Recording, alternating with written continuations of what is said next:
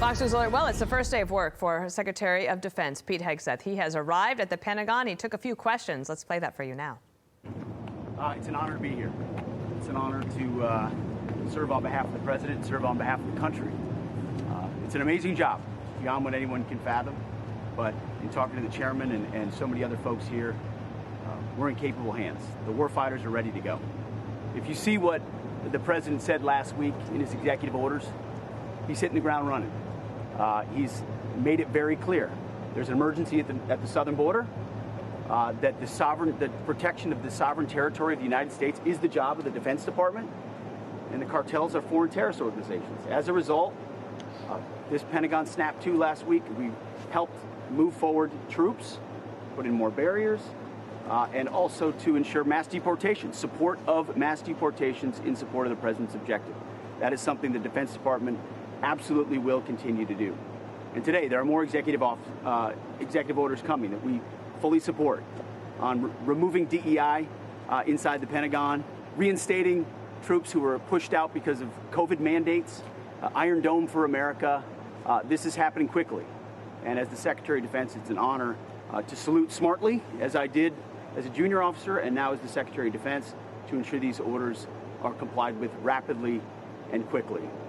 Every moment that I'm here, I'm thinking about the guys and gals in Guam, in Germany, in Fort Benning and Fort Bragg, on missile defense sites and aircraft carriers.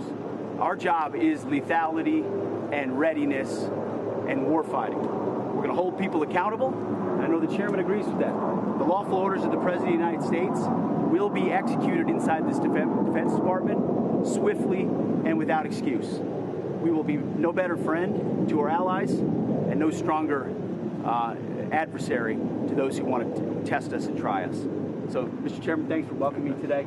I look forward to serving the troops, the warriors of this department. It's the honor of a lifetime, and we're going to get to work.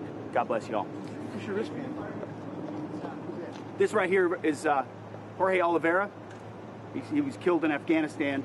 He was asked about what I wear on my wrist every single day. It was a troop I served with, a soldier I served with in Guantanamo Bay when I was a platoon leader. He was killed in Afghanistan, not in my unit, but when I was there. It's these guys that we do this for, those that have given the ultimate sacrifice. Additional troops to be sent to the border soon? Whatever is needed at the border will be provided, whether that is through state active duty, Title 32 or Title 10, because we are reorienting. This is a shift. This is not the way business has been done in the past. This is the Defense Department will support the defense of the territorial integrity of the United States of America at the southern border, to include reservists, National Guard, and active duty in compliance with the Constitution, the laws of our land, and the directives of the Commander-in-Chief. Looking at the possibility of invoking the Insurrection Act, yes? Those will be decisions made by the White House. I look forward to conversations about anything we need to do to ensure we're securing our southern border. Mr. Secretary, how are you going to change military training? I'm sorry? Are you going to change military training? Military training will be focused on the readiness of what our troops in the field need to deter our enemies.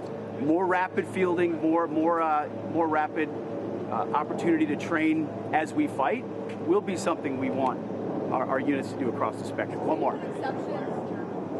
Staff and other members of the Joint Chiefs of Staff. Standing with him right now. Look forward to working with him. Thank you.